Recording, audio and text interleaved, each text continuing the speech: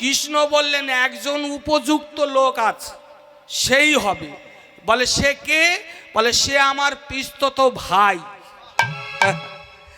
সে আমার পিস্তত ভাই শিশুপাল। শিশুপাল হলো যোগ্যদার ব্যক্তি, এই রাজস্বী যজ্ঞে সে সভাপতি হওয়ার যোগ্যদার।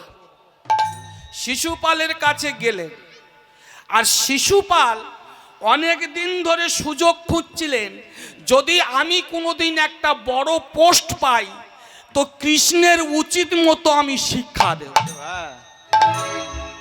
তার কারণ না, যেদিন শিশুপালের জন্ম হলো, শিশুপালের মায়ের নাম মায়াবতী, আরও অনেক নাম আছে, বিভিন্ন শাস্ত্রে বিভিন্ন রকম নাম লিখেছে।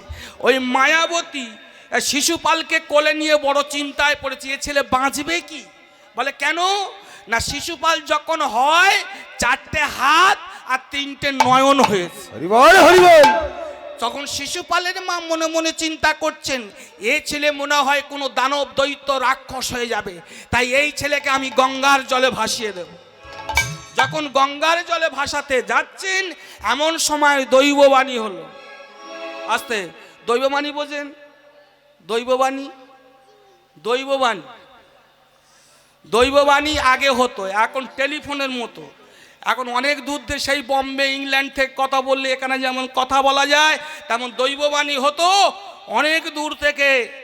হ্যাঁ, দৈববাণী সঙ্গে সঙ্গে বলে উঠলেন, শোনো শোনো মায়াবতী, তোমার ছেলে কোনো রাক্ষস নয়, কোনো দানব নয়, দৈত্য নয়, তোমার ছেলে মহাশক্তিশালী, জ্ঞানী, গুণী, সম্পন্ন। তবে আমার ছেলের মৃত্যু হবে না। হ্যাঁ, মৃত্যু হতে পারে, তোমার ছেলের মৃত্যু হবে, জন্মিলে মরিতে হবে, শাস্ত্রের বচন। মরবে কার হস্তে জানো? যে দেখলে 2টো হাত চলে যাবে, একটা নয়ন চলে যাবে, তার হস্তে মৃত্যু হবে তোমার এই শিশুপালের। এমন ছোট্ট শিশুকে কোলে নিয়ে আবার ঘরের দুয়ারে বসে বসে মায়ের কত আনন্দ। মায়েদের একটা যেমন শিশু হলে আনন্দ, হরিবল, তেমন আনন্দ করছে। এমন সময় কৃষ্ণচন্দ্র প্রবেশ করছে দুয়ার দিয়ে। ও পিসিমা, পিসিমা গো,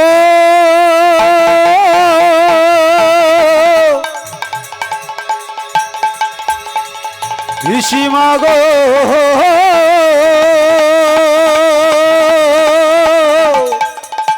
পিসিমা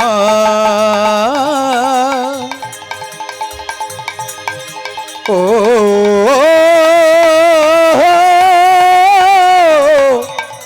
পিসিমা গো, ও পিসিমা, আরে কে রে? কৃষ্ণ, আয় আয় আয় আয়। হ্যাঁ কৃষ্ণ আয়। ও পিসিমা, ও বাবা, কি আছে বাবা? আমি শুনেছি কানে, হরি হরি বল, আমার ভাই হয়েছে, একবার আমার দেখাও না দেখি। পিসিমা গো, ও পিসিমা, আমার নাকি একটা ভাই হয়েছে, একবার আমার দেখাও না।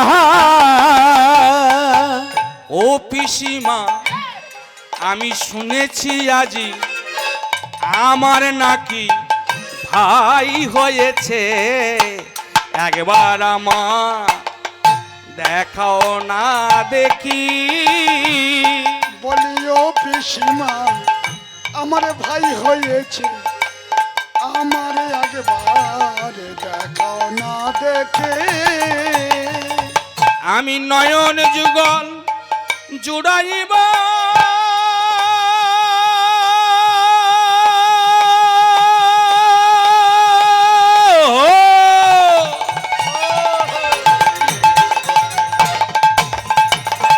জুড়াইব জুড়াইব, আমি নয়ন যুগল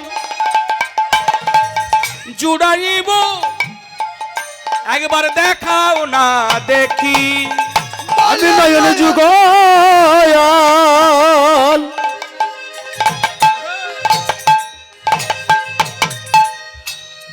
জুড়াইব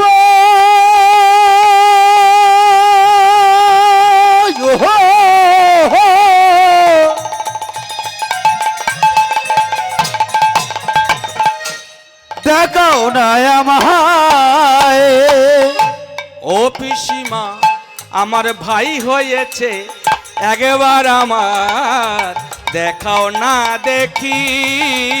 আরে ও পিসিমা আমার ভাই হয়েছে আমার দেখাও না দেখি। পিসিমা পিসিমা পিসিমা পিসিমা গো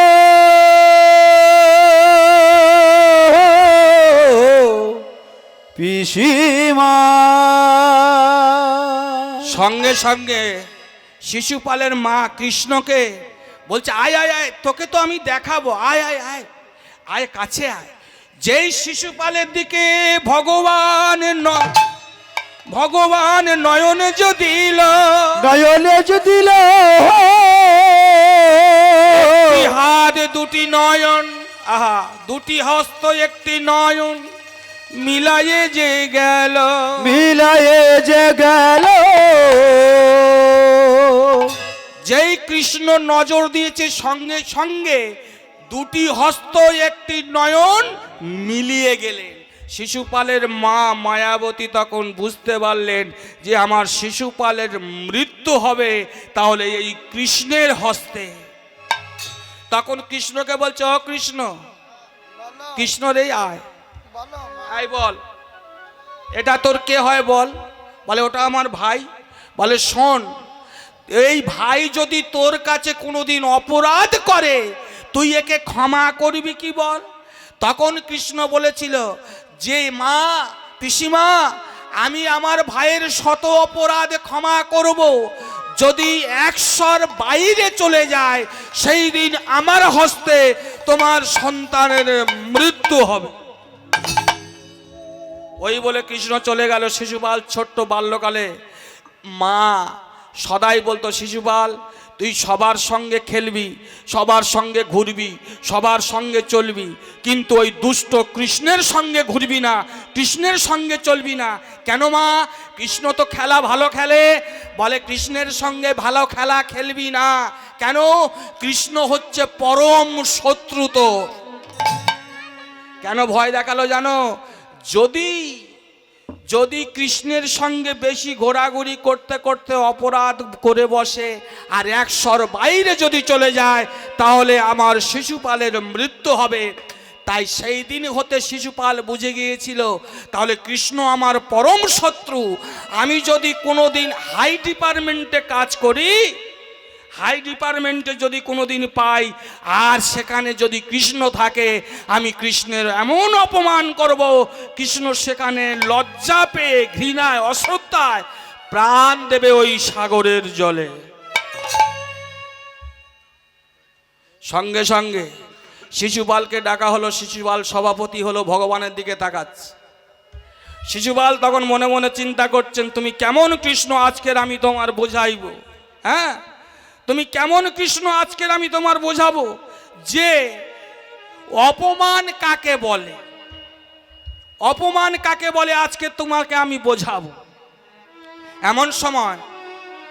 এমন সময় ভক্তমণ্ডলী এখানে সুন্দর একটা তত্ত্ব কথা আছে, আপনারা খুব মনোযোগ দিয়ে শুনবেন।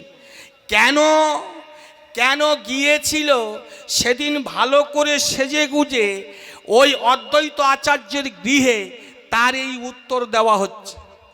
আচ্ছা, তো সভাপতি হয়েছে, সবাইকে আদেশ করছেন এই তুমি কোষাধ্যক্ষ করো, অর্জুন তুমি এক কাজ করো, তুমি খাওয়া দাওয়ার দায়িত্ব নাও। একে বললেন তুমি ক্যাশিয়ার হও, ভীম বললেন তুমি খাওয়া দাওয়ার দিকে দেখো। এমনভাবে সবাইকে দায়িত্ব দিয়ে দিলেন। আর ভগবানের কথা যুধিষ্ঠির মহারাজ বললেন শিশুপাল আমাদের হলো প্রাণের সখা ভগবান, তাকে তুমি কোনো আদেশ করবে না, সেই এই যজ্ঞে কোনো অংশগ্রহণ করবে না। বলে ছি ছি ছি ছি, তোমরা বলছো যাকে ভগবান সে হলো লম্পট চরিত্রহীনা গরু চড়ায়, সে হলো তোমাদের দাস অনুদাস তোমাদের রথের সারথি। ওই লম্পট চরিত্রহীনার কোনোদিন যেসব যুবতী নারীদের নিয়ে রাত্রিবেলা নৃত্য করে, পরঘর রমণীকে নিয়ে যারা ঘোরে নৃত্য করে, তাদের মতো চরিত্রহীনের কোনো কর্ম হবে না যজ্ঞে। তাই তো মা পরস্ত্রী শাস্ত্রে বলেছেন, পরস্ত্রী বদন হেরি যার কাম অগ্নির হৃদয়ে, গলেতে কলসীবদ্ধ নিমজ্জনা যমুনা জলে। রাধে রাধে। নিজের ঘরের ভালো স্ত্রী আছে, তাকে পরিত্যাজ্য করে পরের স্ত্রীর উপরে যে ব্যক্তি নজর দেয়, যে ব্যক্তির কামনার উদয় হয়, সেই ব্যক্তির গলায় দড়ি দিয়ে মৃত্যু ভালো। শাস্ত্রে বলে গেলেন, আমার কথা নয়। হরি বল। কি বললেন? পরস্ত্রী বদন হেরি যার কাম অগ্নির হৃদয়ে, গলেতে কলসীবদ্ধ নিমজ্জনা যমুনা জলে। এখন তো আর কলসি বেঁধে মরতে হবে না, 2 টাকার ফাইল যদি একটা খেয়ে নেয়, ব্যাস গৌর হরি বল হয়ে যায়। হ্যাঁ, 2 টাকার ফাইল যদি একটা খেয়ে নেয়, গৌর হরি বল হয়ে যাবে। তা সেই সব ব্যক্তিকে চরিত্রহীনা বলা হয়, যে নিজের স্ত্রী, ঘরের পতিব্রতা স্ত্রী থাকতে যে পরের স্ত্রীর উপরে নজর দেয়, তার মতো ঘৃণ্য ব্যক্তি এই জগৎ সংসারে আর একজন নেই। আমি বলবো ঘৃণ্য। সে হতে পারে এমএলএ, এমপি, ব্যারিস্টার, উকিল, হাকিম, জজ, কিন্তু সে মানুষ নয়, সে হলো অমানুষ। আস্তে তো ভক্তমণ্ডলী, আজকের চরিত্রহীন লম্পটকে কোনো কাজ দেওয়া হবে না। শিশুপালের কথা শুনে ভগবান শ্রীকৃষ্ণ বলছেন, শোন শিশুপাল, এইভাবে আর আমাকে অপমান করিস না।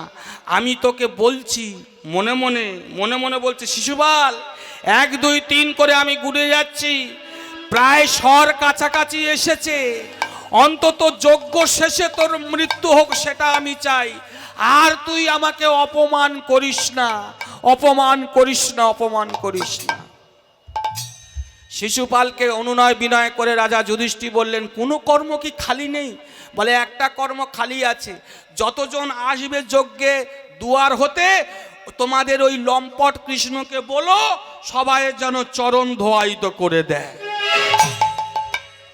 সবাই যেন চরণ ধোয়াইত করে দেয়।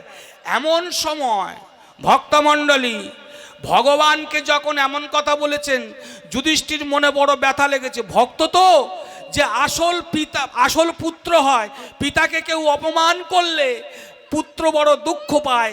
আর যারা ছেঁচোর পুত্র হয়, তাদের সামনে হাজার বার পিতাকে অপমান করো, মা বাবাকে অপমান করো, সে সন্তানের কোনো দুঃখ আসে না। তারা সন্তান নয়, তারা হলো এ জগতের শয়তান। তেমনি জগৎ পিতা আমাদের হলো ভগবান। সেই ভগবানকে যদি ভক্ত যদি হও, ভগবানকে যদি কেউ তুচ্ছ কথা বলে, তার মনে ব্যথা লাগে। আজকে যুধিষ্ঠির মনে বড় ব্যথা লাগলো। ব্যথা লেগে বলছে, শিশুপাল সভাপতি মহাশয়, তুমি আমাদের যজ্ঞের শিরোমণিকে চরণ ধোয়াইত কাজ দিলে, এ একটা ঘৃণ্য কাজ, ছোট্ট কাজ।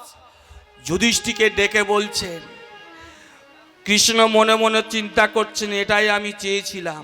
পৃথিবী কোন প্রান্তে কত ভক্ত বনে তপস্যা করে, যোগী ঋষি মুনি, সবার কাছে আমি পৌঁছাতে পারি না, সবার আদর আমি পূর্ণ করতে পারি না।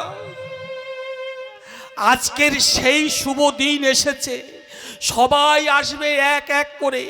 সেই সব ভক্তকে আমি নিজ হস্তে চরণ ধোয়াইত করে তাদের চরণামৃত আমি পান করব। আহা, কি দয়ালের ঠাকুর দেখো, কি ভগবান, কি ভগবানের প্রেম, ভক্তকে এত ভালোবাসে। কিন্তু আমাদের মতো নরাধাম পশু আমাদের এত কিছু দিল, তবু ভগবানের জন্য আমরা বরাদ্দ করে রেখেছি 5 টাকার নকুল্লানা, সারা মাস দিয়ে যাব। ভগবান আমাদের এত কিছু দিল, আর বরাদ্দ 5 টাকার নকুল্লানা কৌটে করে রাখলাম, সারা মাস সেবা দিয়ে যাচ্ছে। আপনি খেতে পারবেন এক জিনিস সারা মাস? তাহলে এই সব অন্তরঙ্গ যদি না হওয়া যায়, ভগবান আত্মারূপে আমাদের বিরাজমান ঠিকই কথা, কিন্তু ভগবানের আমাদের আত্মা যা চায় ভগবানেরও আত্মা তাই চায়। তাই ভক্তমণ্ডলী কিছু কিছু দিন অন্তত ভগবানের ভালো সুসজ্জিত করে সেবা দেওয়ার ব্যবস্থা নেবে, তাতে ভগবানের কৃপা অনিবার্য হবে। আর ভগবানের কৃপা যদি বর্ষণ হয় সেই সংসার আনন্দ সুখময় হয়ে ওঠে। তো আজকের কি করলেন, ভগবান দ্বারে দাঁড়িয়ে আছেন, এক এক করে অগণিত হাজার হাজার ভক্ত একত্রিত হয়ে সবাই প্রবেশ করছে। আর ভগবান দ্বারে একটা ঘটি নিয়ে সবাইয়ের চরণ ধোয়ায়িত করছেন। সবাইয়ের চরণ যখন ধোয়ায়িত করছেন, সবাই এলো, যজ্ঞ শুরু হবে, ভগবান তবু ঘটে নিয়ে দাঁড়িয়ে আছে।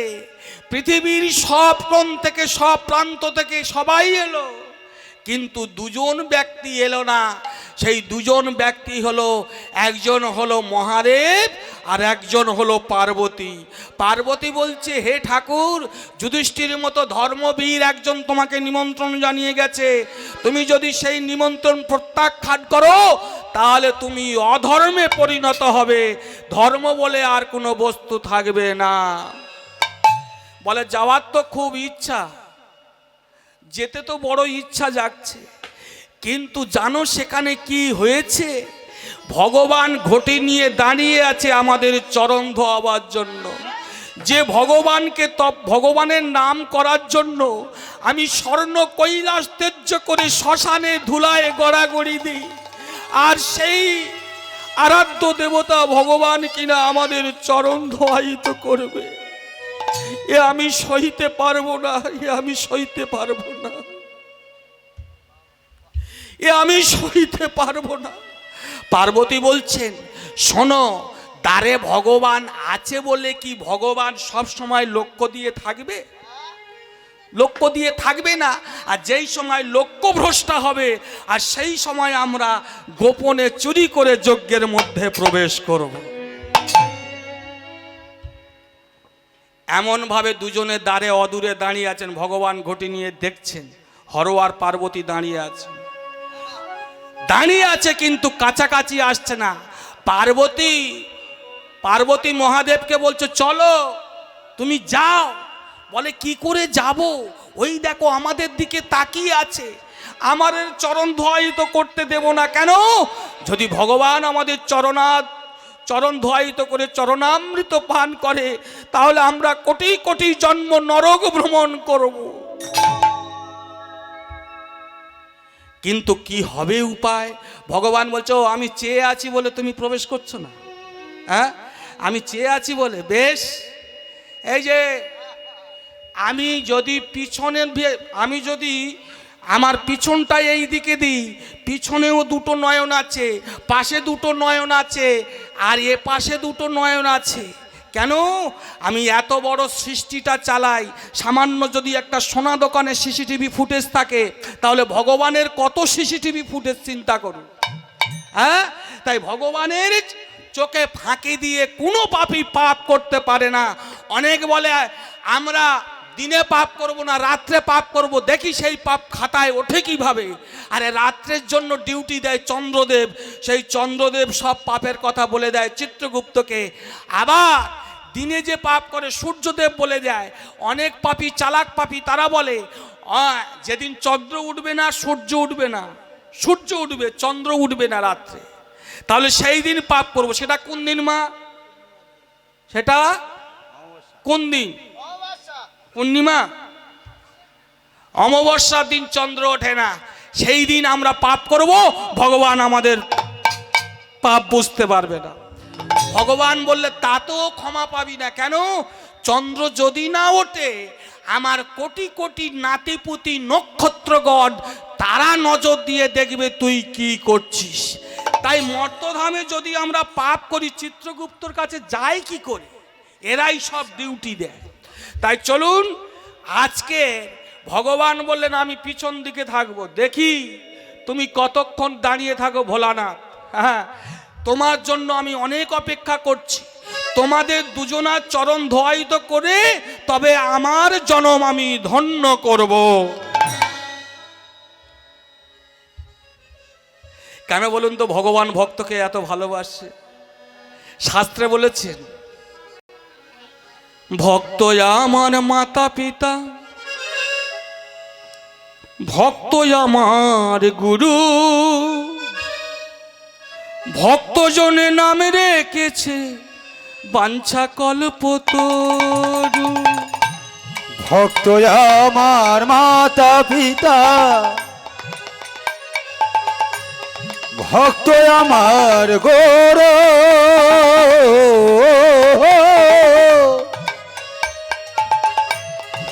ভক্ত জন নাম রেখেছে বাঞ্ছা কল্পতর। ভক্ত আমার মাতা পিতা, ভক্ত আমার গুরু, ভক্ত জনে নামে রেখেছে বাঞ্ছা কল্পতরু। ভক্ত আমার মাতা পিতা, ভক্ত আমার গুরু, ভক্ত জন নাম রেখেছে বাঞ্ছা কল্পতরু। আমি ভক্তের বড় ভালোবাসি, আমি ভক্তের বড় ভালোবাসি, আমি ভক্ত বড় ভালোবাসি, আমি ভক্তের বড় ভালোবাসি, আমি ভক্তের চরণে ধুলি মাথায় রাখি। ভক্ত বড় ভালোবাসি, ভক্তের চরণ ধুলি ধুলি মাথায় রাখি। ভক্ত বড় ভালোবাসি।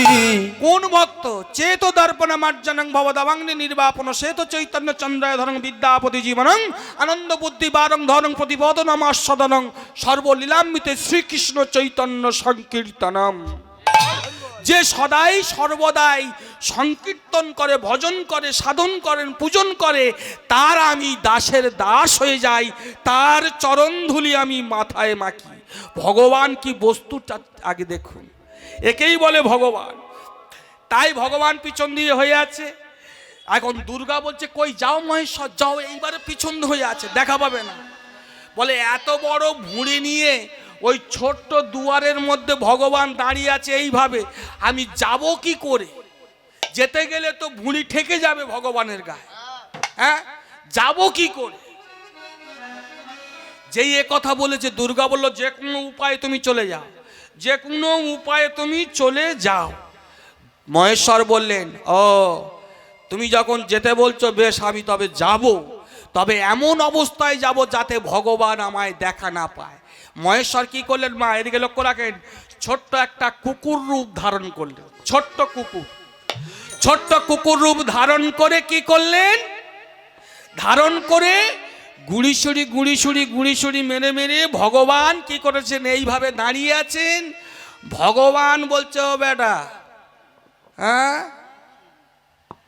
তুমি আমার চোখে ফাঁকি দিয়ে কুকুর রূপ ধরেছ,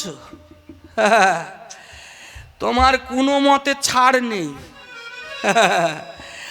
আরো বরং আমার মজা হয়েছে। কেন না, তুমি কুকুর রূপ ধরেছ, আমি তোমার পিঠে এইবার চড়ব।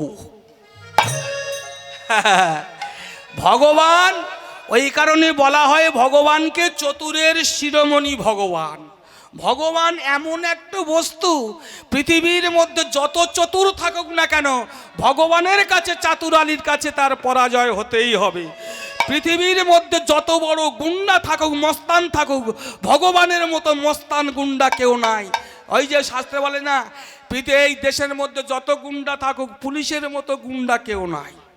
তেমনি সারা বিশ্বে যত বড় বুদ্ধিমান থাকুক না কেন, ভগবানের বুদ্ধির কাছে সবাই শিশু। তাই ভগবান বলছে, ও বেটা, আমি তোমার চরণ দেওয়া বলে তুমি কুকুর রূপ ধরেছ।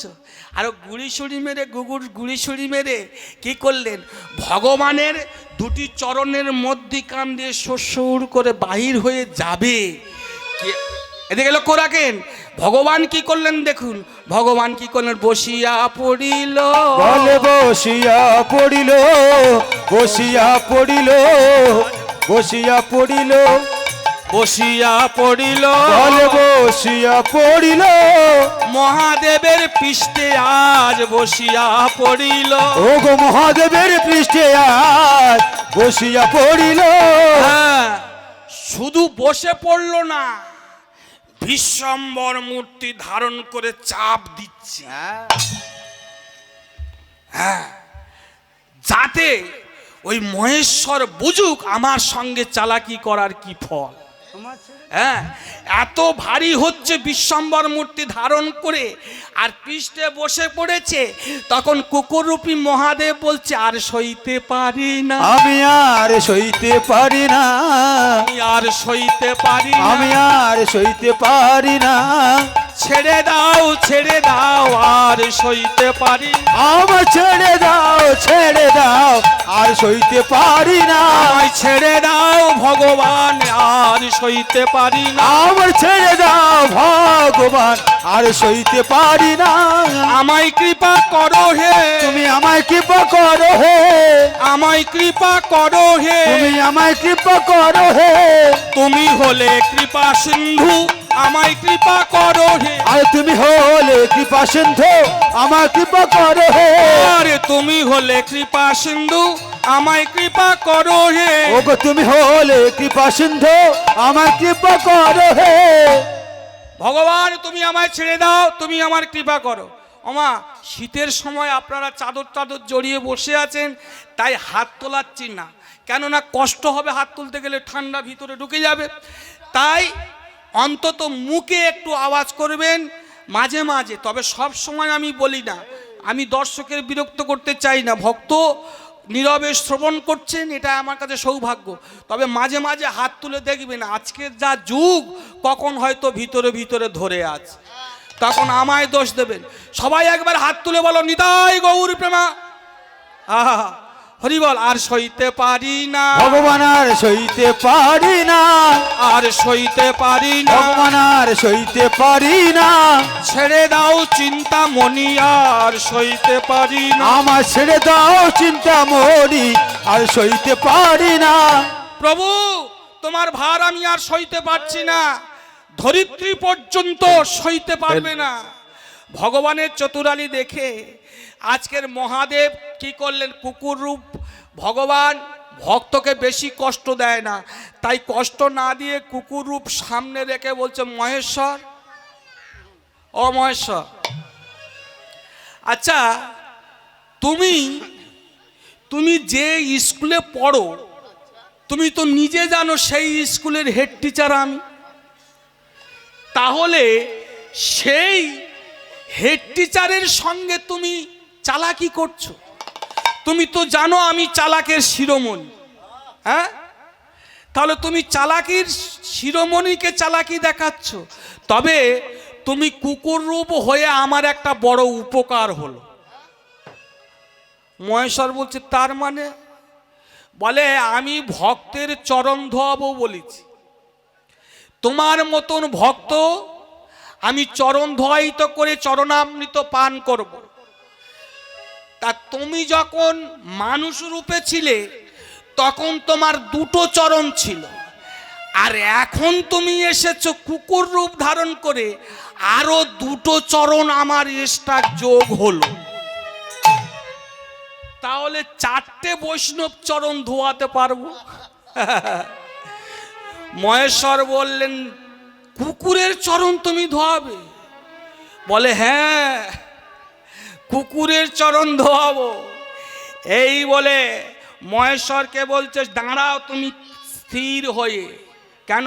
তোমার চরণামৃত আমি আনন্দে সমাদরে সেবা করব। প্রভু আমাকে এইভাবে নরকে পতিত করো না, প্রভু আমাকে তুমি ক্ষমা করো, আমাকে তুমি। ভগবান বলছে, যো যতামাং প্রবদন্তে তাং ততৈব ভজম মম মম বর্তানুবর্তন্তে মনুষ্য পর্থ সর্বস্ব। যে যেমনভাবে আমাকে ডাকে, যে যেমনভাবে আমাকে ভজন করে, আমি তার তেমনভাবে সাড়া দিই, আমি তার তেমনভাবে সাড়া দিই। হরি বল। আমরা মানুষ বুঝি না, আমরা শুধু মায়াময় সংসারে হাবুডুবু খাচ্ছি, মায়াময় সংসারে এই মায়ার জালে জড়িয়ে জড়িয়ে আমরা হাবুডুবু খাচ্ছি। তাই আজকের কি করলেন, সেই কুকুর রূপী মহেশ্বরকে যখন 4টে চরণ ধোয়ায় চরণামৃত পান করল, কুকুর রূপী মহেশ্বরের নয়ন হতে অধর ধারা হয়ে পড়ল, নয়ন বাড়ি বুক ভেসে যায়।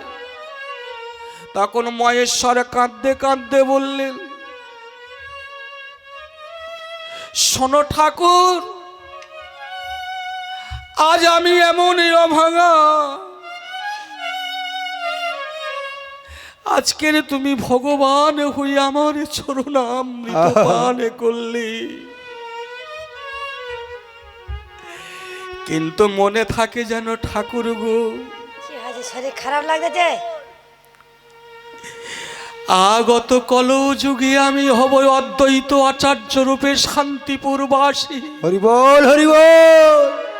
আরে তুমি হবে সচি মায়ের আনন্দ দুলাল প্রাণ গৌর হরি।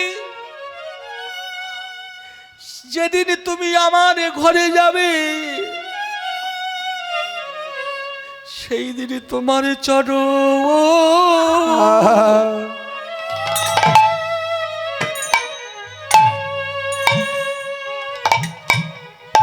নয়ন জলে চরণ ধোয়াইব,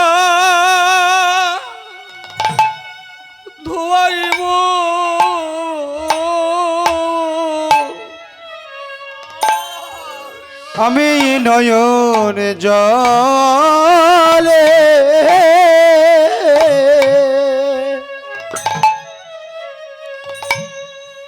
চরণ ধোয়াইব,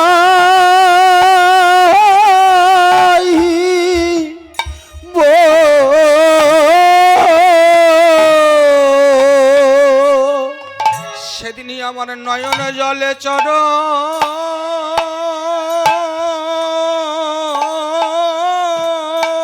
হরি বল, হরি বল। চরণ ধোয়াইব,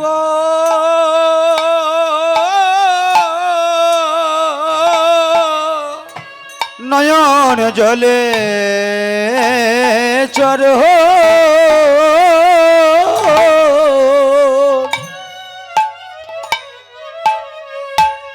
চরণ ধোয়াইব,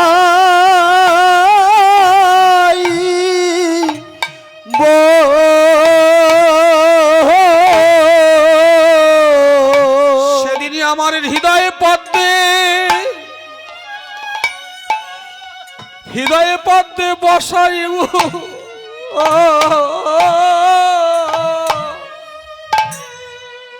আমার নয়ন জলে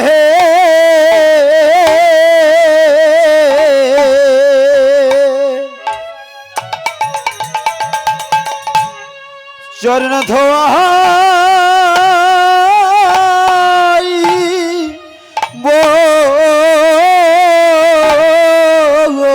সেদিনই আমার এই হৃদয়ে পদ্মে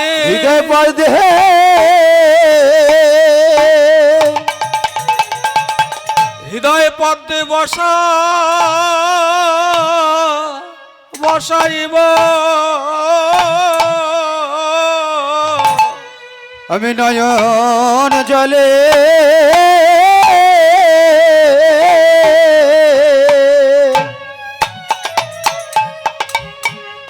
চরণ ধোয়াইব,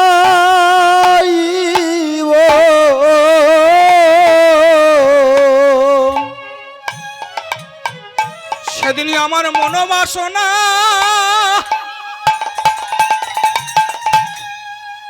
মনোবাসনা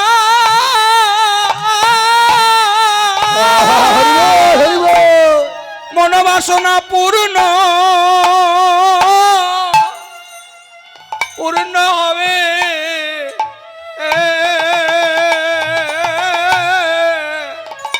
সেদিন নয়ন জলে চরণ ধোয়াইব,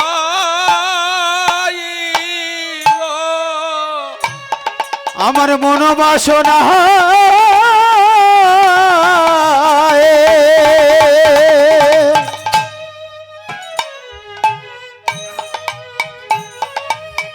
ও গো পূর্ণ হবে,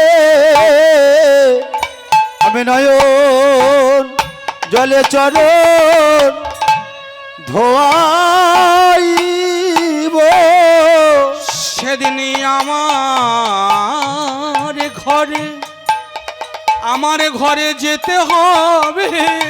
আমার মনোবাসনা সেদিন পূর্ণ হবে। আমার ঘরে, বাইরের ঘর নয়, সে যে ভিতরের ঘর। সেদিন মনোবাসনায় আমার পূর্ণ হবে। সেদিনই আমার ঘরে তোমার যেতে হবে।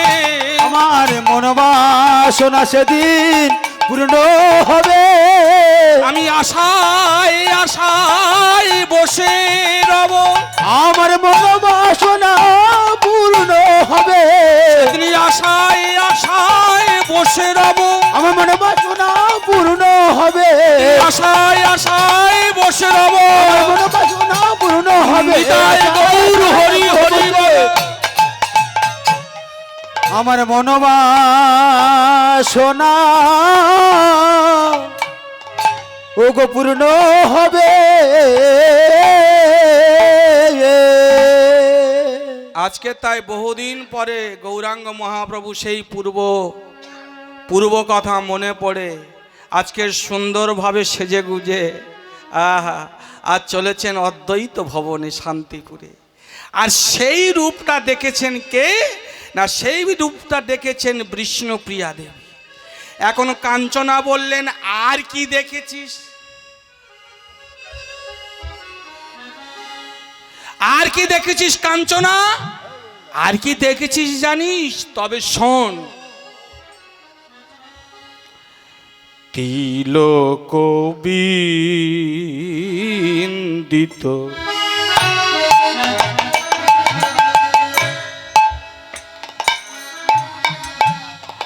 গোরায়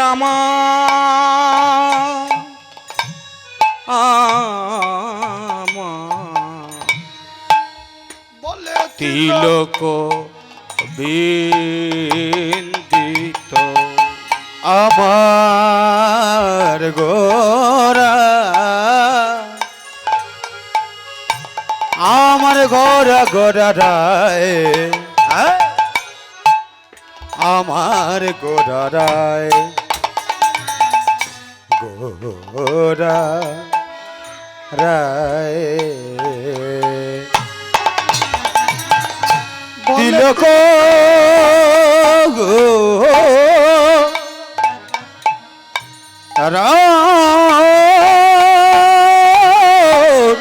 জিত। যে কি বলেন তিলক বিন্দিত মানে তিলক সেদিন সুন্দরভাবে কেটেছে, প্রতিদিনের ন্যায়। যেমন আমরা বরযাত্রী যদি যাই মেয়েরা, সেদিন অন্য সাজাচ্ছে, সেদিন সাজাটা জোর হয়। তো আজকের ভগবান ভক্তের ঘরে যাচ্ছে, তাই সুন্দর করে স্বরূপ কেটেছেন। তাই শাস্ত্রকার বললেন তিলক বিন্দিত আমার গোরা রায়,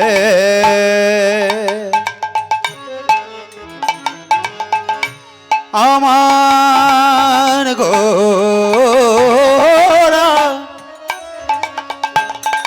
আমার গোরা রায় রায় রে তিলক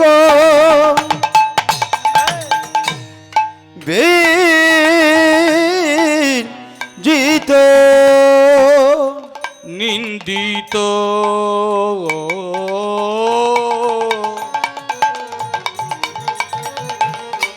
নিন্দিত হাটক